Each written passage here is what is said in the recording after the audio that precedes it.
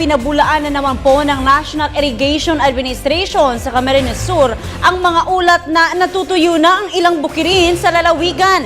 Yan ang balitang hatid ng aming kasamang si Grace Rifa Masimando ng Radyo ng Bayan Naga. Maayos at maganda ang daloy ng tubig sa sakahan sa buong Camarines Sur. Dahil sa magandang panahon, ito ang pinakamainam na pagbabahagi ng tubig sa mga bukirin dahil walang baha at hindi malalakas ang mga pag-ulan. Ito ang pahayag ngayon ng tagapagsalita ng National Irrigation Administration sa Camsur, Mr. Ed Yu.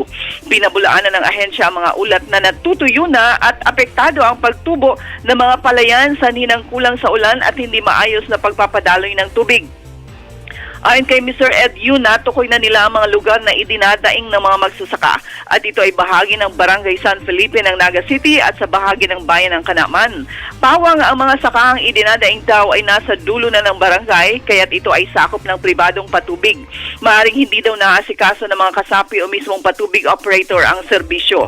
Sa kabuuan, itinuturing ng National Irrigation Administration ngayon na ito ang mainam na panahon para sa kanilang maayos na pagpapadaloy ng tubig dahil walang baha at katamtaman lang ang mga pag-ulan.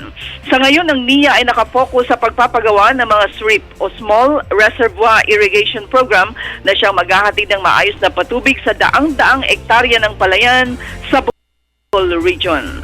Radyo ng Bayan Naga, Grace Rifa Masimando para sa Telebisyon ng Bayan.